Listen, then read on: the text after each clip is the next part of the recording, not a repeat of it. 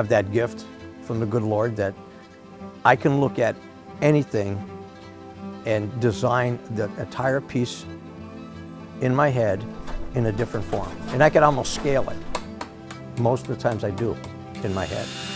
All I know is that when I see something, I have to act on it because I don't want to lose that thought. Hi, I'm Enrico Bartolini. I'm a designer and manufacturer of custom-made furniture.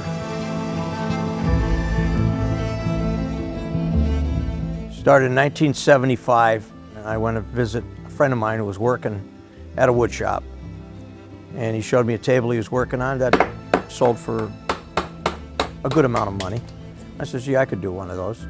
Then from there, needed some wood, good wood. So I went to a local furniture company. While I was there, he said, why don't you make a piece of furniture like he had in his office? And he said it came in that box over there. Furniture was on one side of the room, the box was on the other side of the room. I said, that fit in that box just intrigued the life out of me. To cut the story short, after 4 years, I became #1 in the country. I grab things that I would never think of looking for until I see them. Like furs and hair on hide. People love it. They don't ever imagine that being on those pieces. I'm not a knockoff artist. I don't knock off other people. Other people knock off me, and I guess they always said over the years, that's a compliment. Depends how you look at it, I guess. People usually give you the, oh wow. A lot of them will stop at the door and you have to invite them in because I think they feel like they're walking into a very expensive china shop and they don't want to break anything. But we invite them in, come sit down, enjoy, talk, do whatever you want.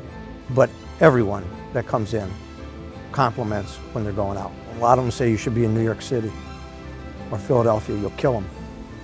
And I've been told that probably more times than I want to hear.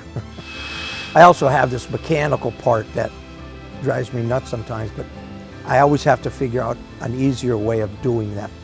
I just don't do it and then walk away from it. I do it knowing that the next time I'm going to come and do that type of procedure again, it's going to be easier because I thought of maybe 2 or 3 different ways in my head. It's a game to me. I always have to make it faster. I could always make them better.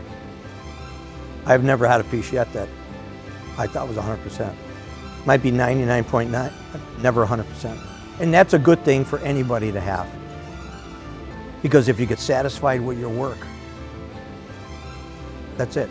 You lose your creativeness. Never, never, never quit. I was told that at the very beginning. I never forgot that. And I would tell that to anybody, any kid or whatever. I would tell them, young kid, what do you know? That's what I heard that 100 times.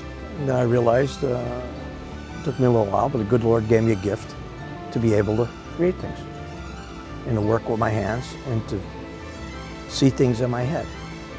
So as long as He gave me the gift, I will use the gift until I'm no longer.